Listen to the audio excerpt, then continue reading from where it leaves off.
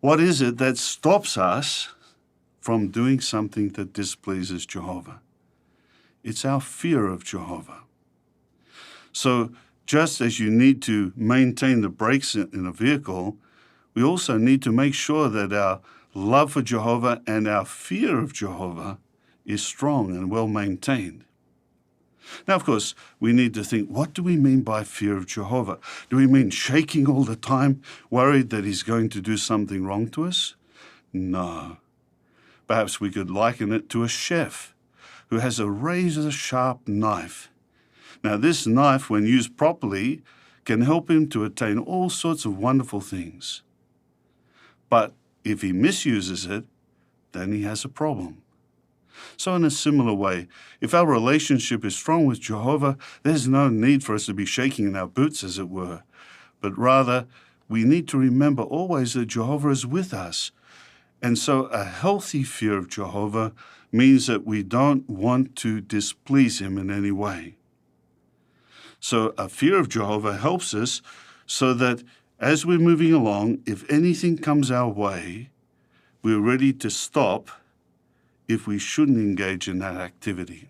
We're watching governing body member Geoffrey Jackson, who is giving the final talk on the Friday of the 2021 Powerful by Faith Convention of Jehovah's Witnesses. The title of his talk is Keep Testing Whether You Are in the Faith. How? To be honest, it's quite a long talk, and there isn't much of interest in it, at least to me. Most of what he's talking about in this talk is bog standard stuff.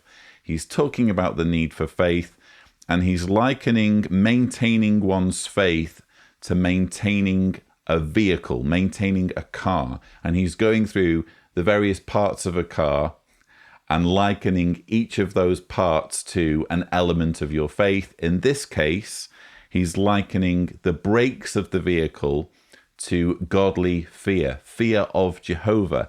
And I found this part interesting because what we're basically describing here is a toxic relationship, is fear of a narcissist who is controlling you. And Geoffrey Jackson almost seems to acknowledge how messed up this whole situation is when he says, now, of course, we need to think, what do we mean by fear of Jehovah? Do we mean shaking all the time, worried that he's going to do something wrong to us?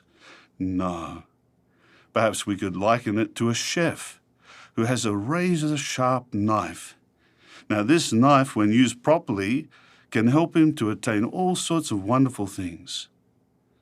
But if he misuses it, then he has a problem. What kind of problem are we talking about here, Geoffrey? Are we talking about missing a finger? Are we talking about the chef going on the rampage and stabbing random people in the kitchen? I mean, I get the analogy. He's not suggesting that Jehovah is the one wielding the knife. He's likening godly fear to the caution one would exercise when using a chef's knife in the kitchen. It's a tremendously useful tool that can make all sorts of delicious things, but used incorrectly, there can be problems. Even so, there's no disguising the fact that this all amounts to a threat, doesn't it? Do as I say, or there are going to be problems. In other words, you're going to die at Armageddon. And let's be clear, this whole messed up way of thinking isn't exclusive to Jehovah's Witnesses. This, for me, is a problem with Christianity in general. Christianity in general says you're flawed, you're sinful, you're doomed.